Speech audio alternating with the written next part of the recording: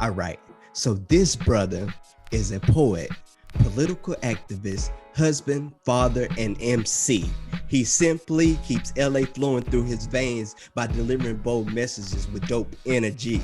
Sometimes on the red couch, he and his spouse have candid conversations. Now he's interviewing with Ultra Black News, and his dopeness, we're going to share it across the nation. Let's go. So, Prop, welcome. Let's go. Bars, man. Thank you. Yeah, so is there anything else I need to add to your intro? That works, man. The Hood Politics Podcast, but the red couch, it all works. Yep. Bet. So for the audience that's watching, could you share a little bit about, your journey, how everything started to where you at now? Yeah, LA boy, native, bounced around the city and surrounding areas for a while.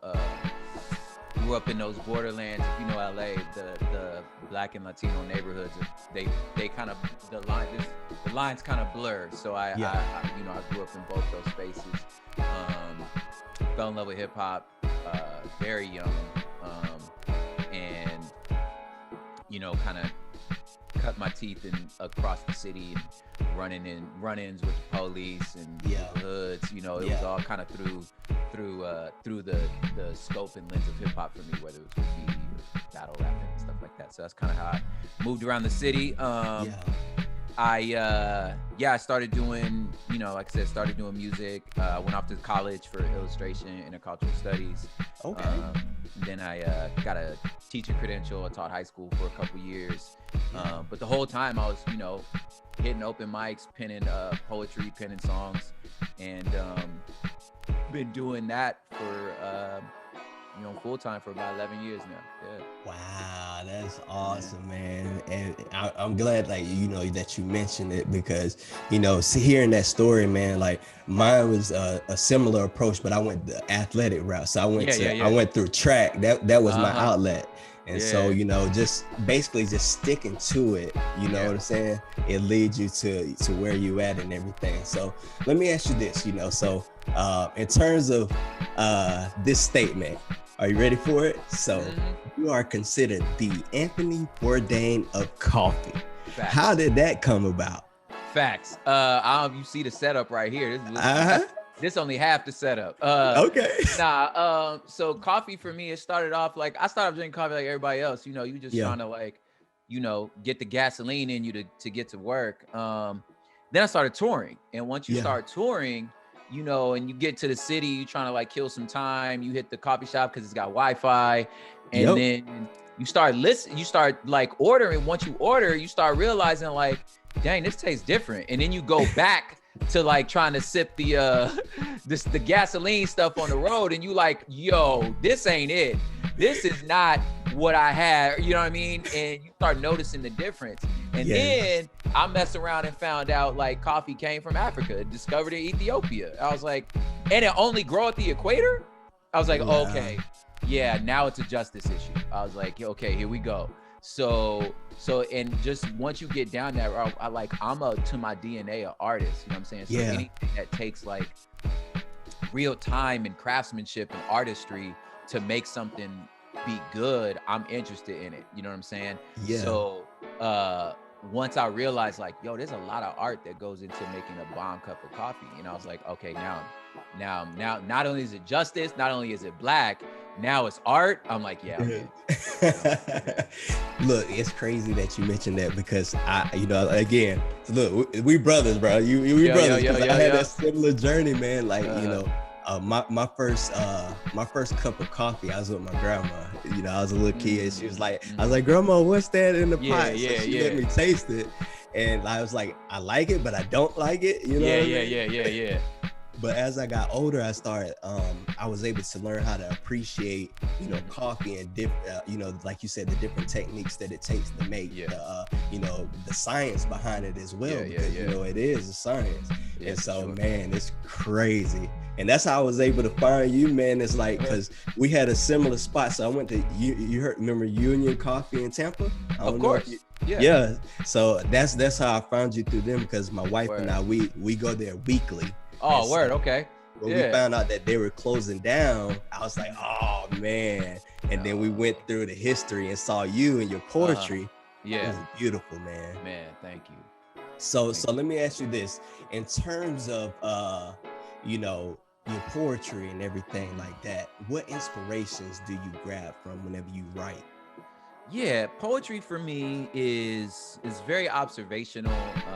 Whether it's like looking out at culture and kind of seeing how I might be reflecting sort of the same thing inside of me. Yeah. And so it kind of starts there, and then I feel like a lot of my work starts as like one good turn of phrase. So if the phrase is the word or the phrase is strong enough, then it's like I'm like, yo, the poem's already inside this sentence. You know what I mean? Yeah. And it's like, yo, poem's done. You know what I mean? Like, so like referring to like a poem in one of the poems in my book, like the the sentence, if we're not careful, Mars will be just another gold rush. It's like Yes. done. Poem's done. You know what I'm Yes. saying? It's in there. You just Yes. gotta unpack it. So like a lot of my work kind of functions like that.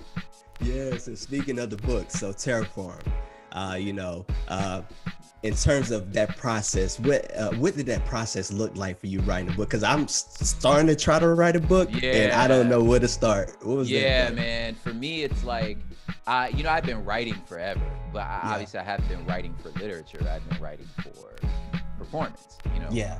So it felt like definitely a new sort of muscle, but I just kind of, like a new toy. But so I took my time, man. It was like, I was fine that like I didn't know what I was doing. You know what I mean? Yeah. I took it as like, as an exploration, and I knew like, man, we got there's editors, you know what I'm saying? It's like with whatever shortfalls I have, like they're there, you know what I mean? Yeah.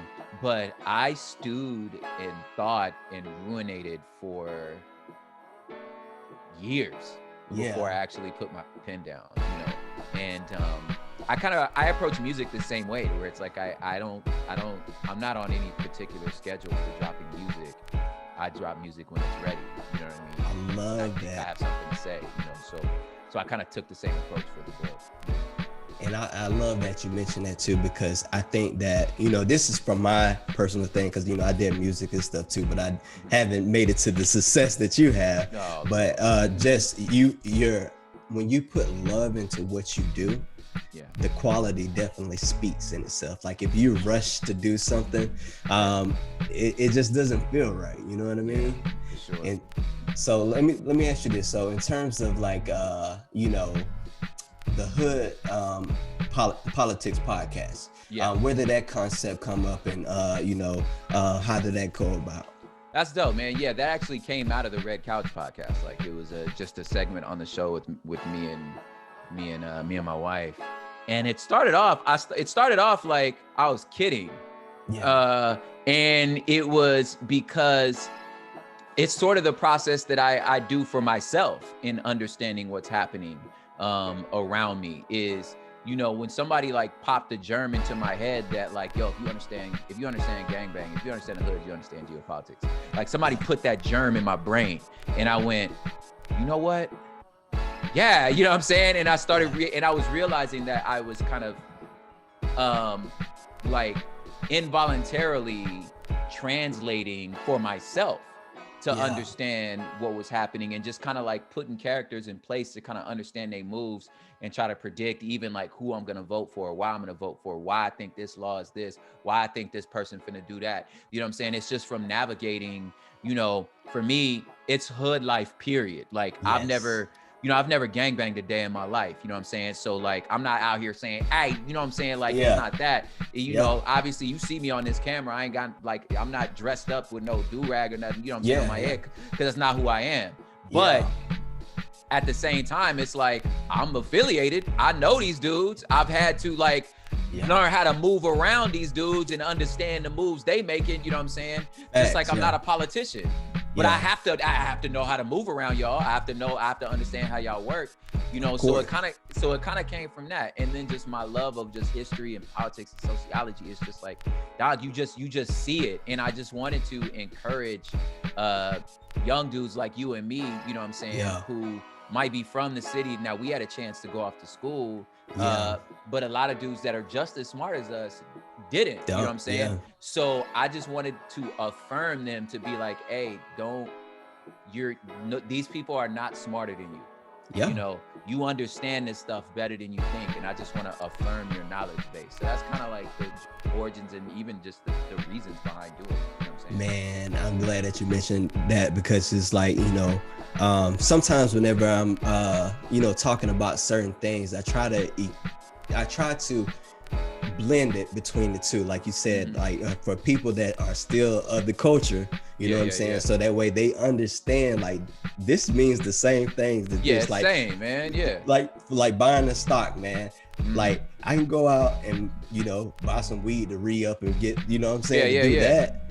But if I buy a stock, buy it low, sell it high. It's almost like the same. Same it's principle. simple. Yep, it's the same. Buy it low, sell it high. Isn't that what we all doing? Yeah. You know what I'm saying? Yeah, it's easy. Yeah, same. Yep. So let me ask you this: what challenges you know, have you faced during your journey? So, you know, so that way people that may be in a particular issue, they can know what it's like, you know, in terms of I mean, I've had the same challenges that anyone else has, internally and externally. You know, externally, like the same challenge of like time and money that everyone's had, of like, you know, it's never enough time, it's never enough money, budget's never big enough. You know, getting people to actually like hear the noise you making, see the noise you making, and trying to get it in front of people, figuring out your strategy to put things in front of you. I feel like, you know, for me, I spent my 10,000 hours of developing my craft like on the other side of the mountain where, you know, ain't nobody see that happen. You know what I'm saying? So like, I'm not so much worried about my skill sets, in the sense that like, I know what I'm doing. I could write a poem, I could write a rap, you know what I'm saying? Like, I know what I'm talking about. It's a matter of like setting myself up, you know, and getting people to notice, you know, is that, like I said, like those are the same pitfalls everybody else has, you know, the internal ones of not believing you're not good enough, you know what I'm saying? And just, and like frustrated when like things don't go the way you plan, you know what I'm saying? And wanting to give up. But like one thing the homie D Smoke said, he was like, man, if you gonna quit, just quit for the day. You know what I'm saying? Like, don't quit for tomorrow, just quit today. You know what I'm saying? Rack it up, go home, get some rest, come back tomorrow. You know what I'm saying? So like, so I feel like I faced the same things, you know, even when getting so close, feeling like everything is just always almost there, almost at the top of this cliff. You know what I'm saying? Like the third place, you know, you getting the bronze and it's like, God dog, you know what I'm saying? Like second, you know what I'm saying? How many times I've been like number 2 on the Billboard charts, where you're just like, dog, that number 1, you know what I'm saying? Right there, you know what I'm saying? Where you Grammy nominated, like, nah, I can't, dog, right? You know what I'm saying? So many of those, you know what I'm saying? But you can't quit, you know?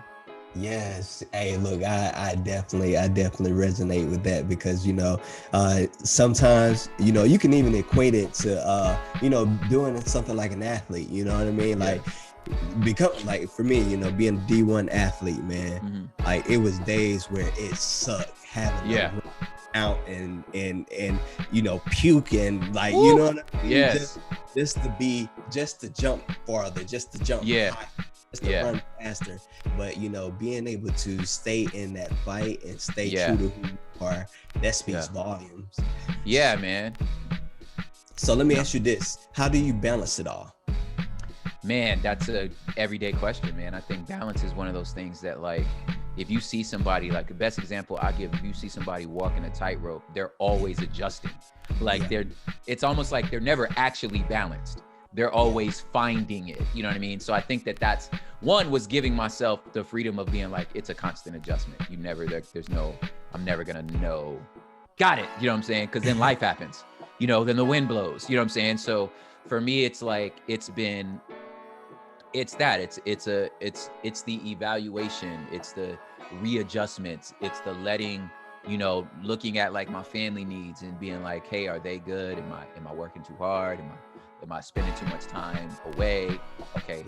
You know what I'm saying? And just like, but yeah, it's a constant like adjustment and readjustment, I think is what I do. So I always like to say I'm finding balance, but I haven't found it. You know what I'm saying? Like, I'm still working on it. Yeah. Yes. So let me ask you this. So for your younger you, yes, what advice would you give yourself? younger me. I think I'd say like, you know, relax. You know, like everything's not a personal front to you, like in the sense that like you don't have nothing to prove, man. Like you got it. Just do what you do. You're in the room because you're supposed to be here. Yeah. You got it. You know what I'm saying? And just stand on your square and do what you know to do. You know what I'm saying? I think a lot of times I used to feel like if somebody else in the room had similar talents as me, I would feel like that meant like it was a zero-sum game, and that meant that I won't be noticed anymore. You know what I'm saying? And so I had to be like, hey, well, hey, look, I can do it too. You know what I'm saying? It's like, bro, we know. Yeah, everybody, yeah, we know. That's why you here. You know what I'm saying? You ain't gotta like relax, fam. Like you good. You know what I'm saying? When it's your time, we all gonna listen to. We ain't nobody talking to you right now. You know what I'm saying? So I think that like I would tell myself like, yo, just like lean in, continue to just trust your gift, trust yourself, man, and just make the stuff and make the noise you need to make. But you ain't gotta like that person's success ain't an affront to yours, bro. Like just let them have their wins, you know? Yes. So let me ask you this. So in terms of like, you know, you finding your own lane, finding your voice, finding your you. What was that process like? Because, you know, in artistry, you know, sometimes we try to accommodate people. Yeah. So how were you able to find your voice? Well, one, I was always, in that sense, like creatively, I was always pretty patient with myself because I knew that I was finding it. Yeah. And I also fell in love with the type of hip hop that wasn't so concerned with like trends and stuff like that. Like you don't see me making no like TikTok choreography. Like that's just not who I am. You know what I'm saying? So I knew early on, like in my early stages of just what I liked. I was like, I'm just not interested in like chasing things that I knew were not me, or that, you know, were so concerned about what was hot right now. Like I just wasn't into it. You know what I mean? So I was always very cool with the fact that like, I know that what I make is not going to be for everybody. You know what I'm saying? Like I was always okay with that. Now that said, the harder part was again, like I said before, difficulty of finding the people that this was for. Like I always knew that I was making something for somebody, because I'm like, there's got to be a million other people like me. You know what I'm saying? But we're not so easily accessible. You know what I'm saying? You have to go find them people. So I think in the process of finding myself, like I said, I was always okay with who I am. You know what I'm saying? I was always cool with that. And I was always patient with the fact that like, it's going to take a while to actually find my voice. But the only way to do that is to make the stuff. You have to do it. You know what I'm saying? And just be okay with the fact that like, yo, 10 years from now, I'm probably not gonna like this song. You know what I'm saying? That I made, you know what I mean? Like, and I'm just okay with it, but I'm like, because this is where I was, this is the best I could do at that time. You know what I'm saying? Yeah. So I'm cool with that, you know, but it was more just accepting that like during that time of being like, people being like, that gets weird. You know what I'm saying? It just accepted like fools are just gonna say that about me and be like, of course, okay, whatever. You know what I'm saying? Yeah, so I think, like I said, like I've always liked sort of obscure, kind of like non-trendy things, so I kind of knew I wanted to make that too. Hey man, I love your music, bro. Straight up, I love everything about you, bro. And thank you. Let me ask you this, man. Like, how do you, you know, in your journey, how did you balance no's? Because, you know, in the industry, there's so many no's. Like I've been in movies and stuff, and you know, you get your rejections and stuff. How do you balance that? Yeah, man. I think that a good source of like a steady flow of just real people in your life and real team, and just remembering that like my real life is happening here on the other side of the screen, you know, in the other room. That's where my real life is happening. And just knowing that that is the reality, that my real life is over there. You know what I'm saying? So these no's are not for my person. It's for this project. The project that they're working on, I'm just not right for the project. You know what I'm saying? So just reminding myself of those things. Now, granted, I'm constantly saying it out loud, like, oh, they're not rejecting me. You're not rejecting me. you're not rejecting me. Like, you know what I'm saying? Like, I have to rehearse it, you know what I'm saying? But but I've also learned after so many years doing this job that like those no's help because they lead you to the yes, you know what I'm saying? Like, and there have been plenty of times that I feel like I forced through something that I probably should have been a no, but I thought I wanted it, you know what I'm saying? And then if you get it and you miserable because you were just like, dog, this is, and how many times you've had to bend and like contort yourself to be like, I guess it's cool, but it was like, nah, fam, I really didn't, at the end of the day, dog, I really didn't want this. I shouldn't have even, I should have let it go. You know what I'm saying? Yes. So you do that enough times, then you're finally like, yeah, you know, I'm just gonna start trusting. Yes. If it's a no, it's supposed to be a no, you know? Yes. Hey, look, that's facts, man, because it's just like, you know, you look at the things where it says, where not all money is good money. And so, so you may do something because it may be shiny and everything, but then you get it and you having them dull moments.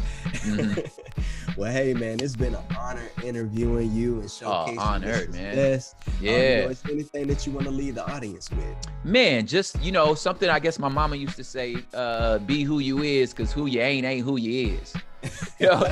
And it just like, it stuck with me, man. And I just feel like for anybody listening, you just lean in. Your biggest superpower is you. The fact that that's what everybody else don't got. What's going on, guys? This is Sir Clarence with Ultra Black News, where we aim to highlight all things good in the Black community.